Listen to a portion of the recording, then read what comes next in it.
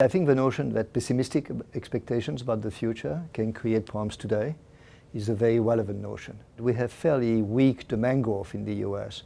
The reason why unemployment is decreasing is because productivity growth is so low that even with poor output growth we get a decrease in unemployment. But there was a puzzle, and I think there is still a puzzle, which is why is it that at zero interest rates, now that the main problems which were raised by the financial crisis are behind us, why is it that demand growth is not stronger? If for some reason people believe that the future is worse, they'll spend less and they'll make the present worse. This can happen for no reason, which is, somebody makes them more pessimistic, explains to them that there has been no recovery, for example. They believe it, they'll spend less. As a result, less spending, less production, more unemployment. So there's a self-fulfilling aspect to pessimism. What this paper does is look at the relation between revisions in forecast of long-run potential growth on one hand and unexpected decreases in consumption or investment.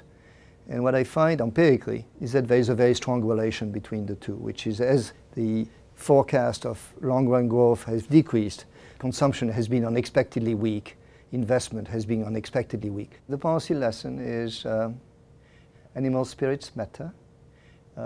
Whether they are due to no good reason or to some good reason, the expected future matters in terms of affecting current decisions.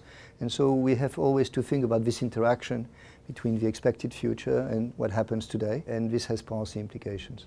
We may be in a period of very low demand, not negative demand, but low demand due to the anticipation of a mediocre future.